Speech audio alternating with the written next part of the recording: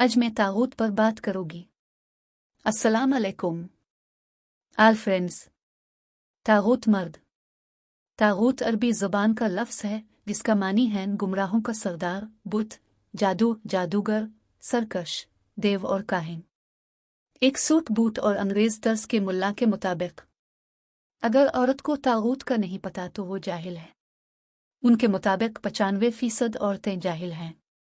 जी हाँ, उनकी बात बिल्कुल दुरुस्त है। जो औरत किसी तागूत को अपना मजाजी खुदा समझ बैठती है वो वाकई कम अक्ल, कम इल्म और जाहिल है, क्योंकि इसका शुमार मुआशरे की उन 95% में होता है जो अपनी शराफत और इनकिसारी की वजह से अपने इर्द गिर्द तागूतों को पहचान नहीं पाती।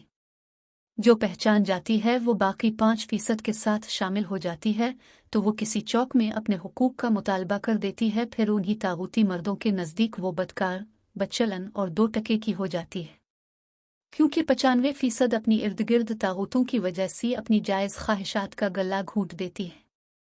वो अपनी मोहब्बत का इजहार नहीं कर सकती ताकि कहीं कोई तागूत गैरत के नाम पर कत्ल ना कर दे।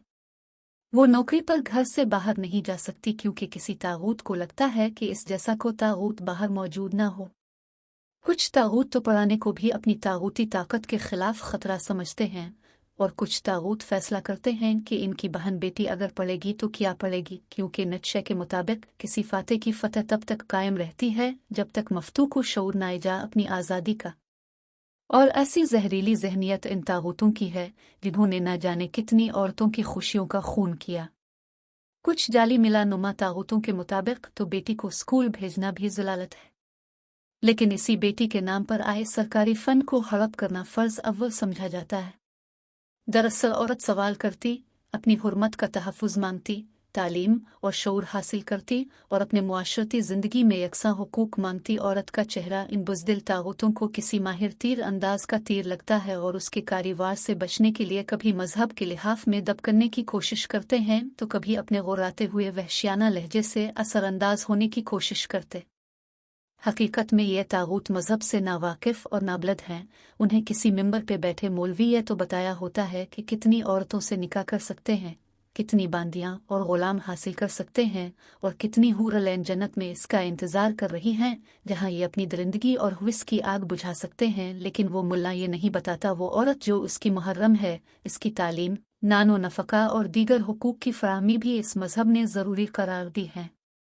साहिल अदीम और खलील अर-रहमान कमर का सवाल उठाती इस औरत पर टूट कर पड़ना दरअसल इस बात की तक़वियत बख्श रहा था कि इस बेहिस मुआशरे में तागूतीत किस हद तक सरायत कर चुकी है। जिस ढिठाई से वो अपनी मुतासिबाना बात की तावील पेश कर रहे थे वो तो शायद इस मुआशरे में नाकाबिल इलाज है, लेकिन सवाल तो ये बनता है क्या उन 95% औरतों में मनियार पाकिस्तान पर जाने वाली वो औरत भी शामिल थी जहां तागूतों का एक झुंड इसे काटने को दौड़ रहा था?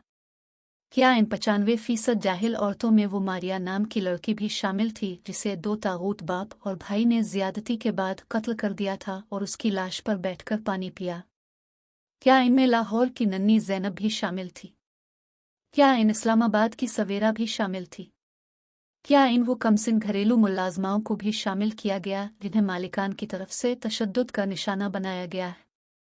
क्या इन 95% में वो औरत भी शामिल है जिसको लाइव टीवी पर एक तागूत ने कुत्ते की बच्ची बोला? क्या इनमें 95% में वो जिस्म फरोश तवाइफें भी शामिल हैं जिन्हों कुछ दरिंदा सिफत तागूत अपनी अयाशियों के लिए सिगरेट वगैरह से टार्चर करते हैं या कत्ल कर देते हैं? और अगर ये सब शामिल हैं तो उन्हें जाहिल रखने का सेहरा किस तागूत के सर जाता है? अगर किसी को इन सवालों के जवाब मालूम हों तो मुझे भी आगाह कीजिएगा। शुक्रिया।